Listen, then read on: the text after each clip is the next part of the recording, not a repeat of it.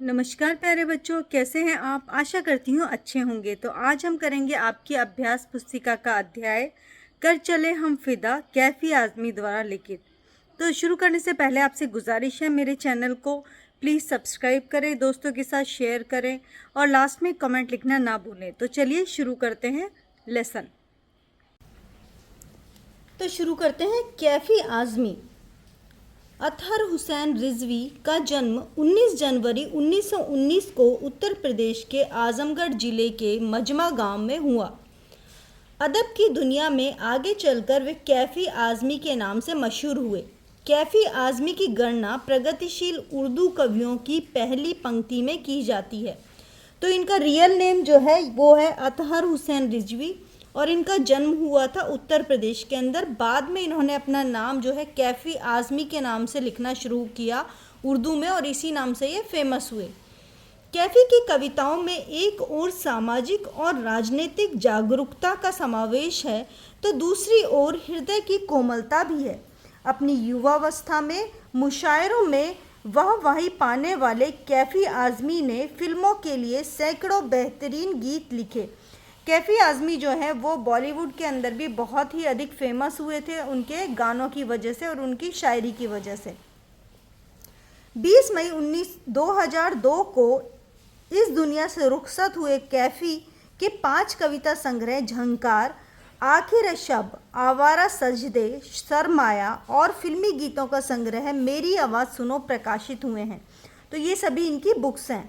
अपने रचना कर्म के लिए कैफी को साहित्यिक अकादमी पुरस्कार सहित कई पुरस्कारों से नवाजा गया।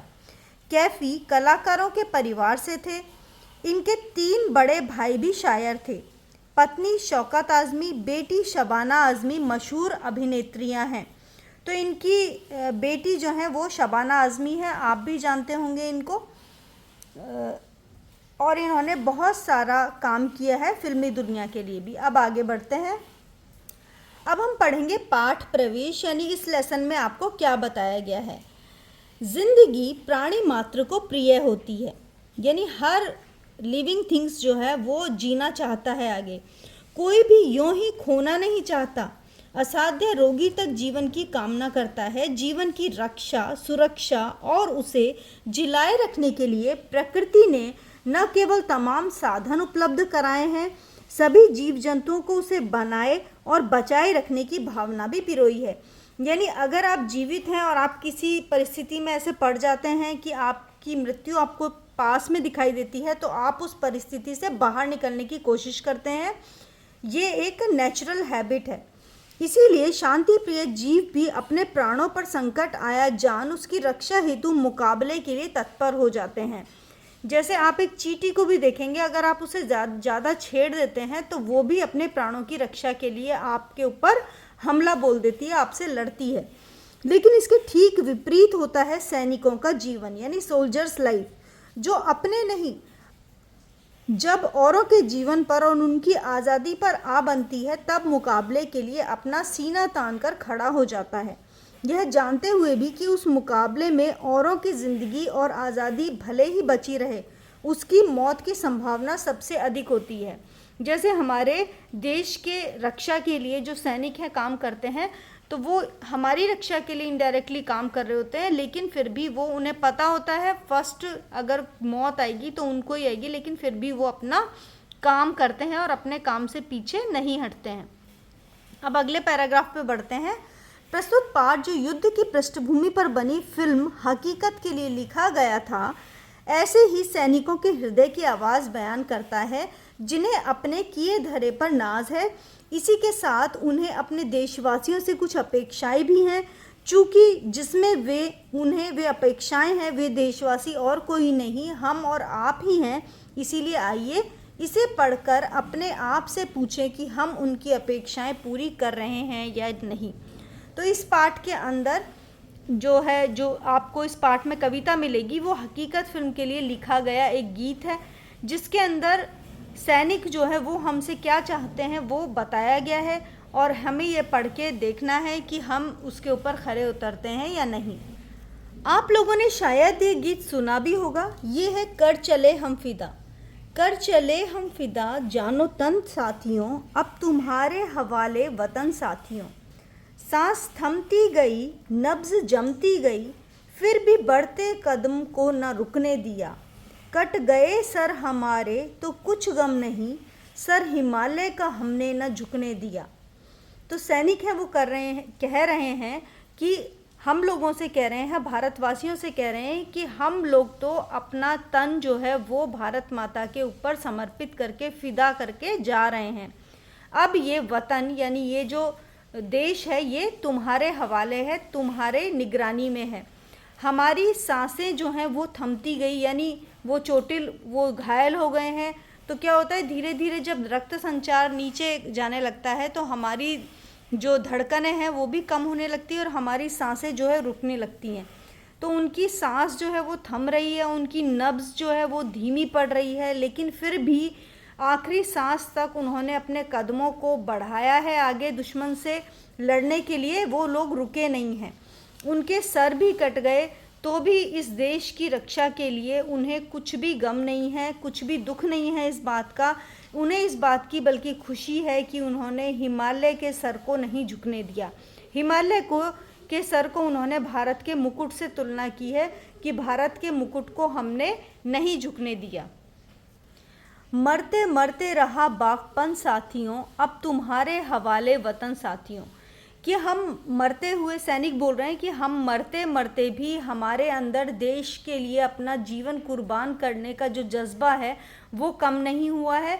और अब ये हमारे मरने के बाद ये जो वतन है ये तुम्हारे हवाले है, इसकी रक्षा करना की जिम्मेदारी तुम्हारी है।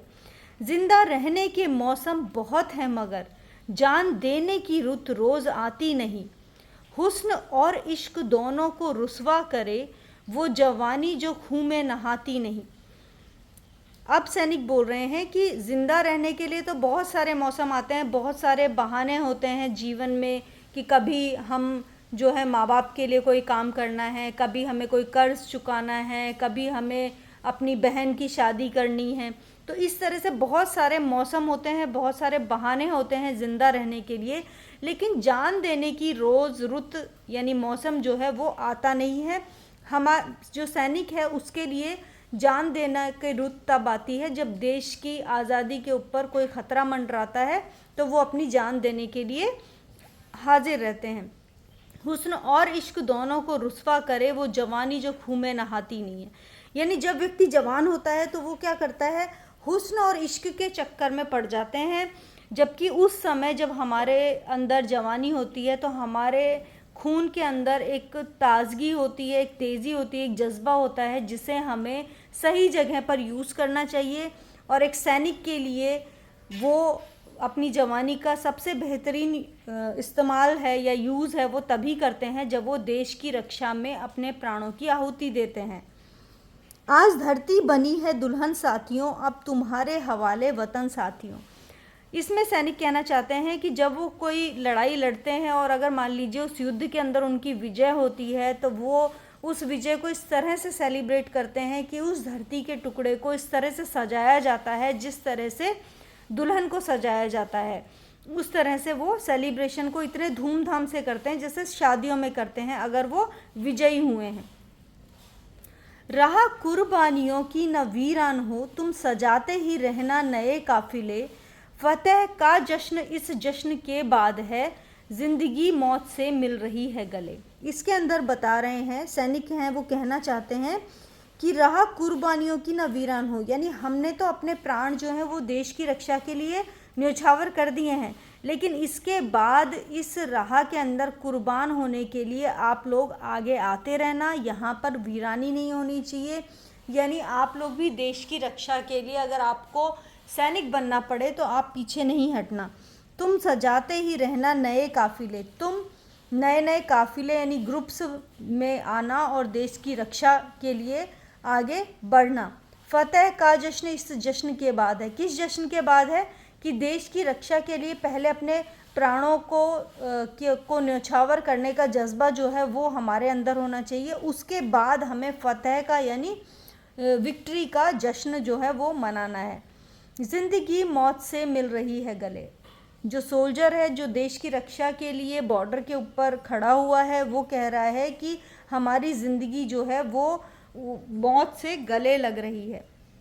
बांध लो अपने सर पर कफन साथियों, अब तुम्हारे हवाले वतन साथियों। सैनिक कह रहे हैं कि हमने तो अपने प्राणों की बाजी जो है वो इस देश की रक्षा के लिए लगा दी है, लेकिन हे देशवासियों, आप भी अपने सर पर कफन बांध लो और देश की रक्षा के लिए हमेशा तत्पर रहो।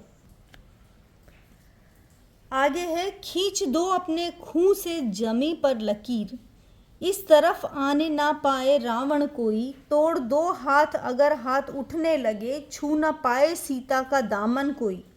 राम भी तुम ही लक्ष्मण साथियों, अब तुम्हारे हवाले वतन साथियों। अब इस वाले स्टेंजा के अंदर कवि जो है वो मातृभूमि की तुलना जो है वो सीता से और रामायण का प्रसंग जो है उसके साथ कर रहा है।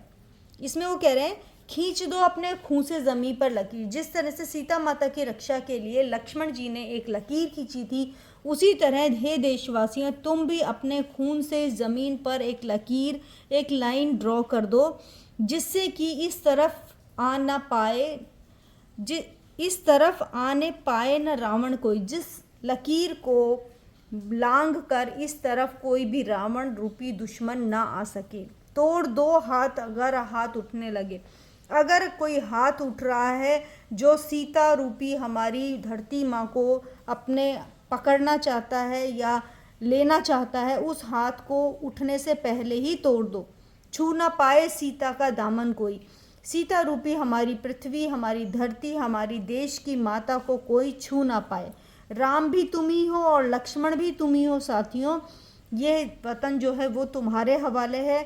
आपको अपने देश की रक्षा के लिए किसी और के सहारे की, किसी और की कृपा की कोई आवश्यकता नहीं है।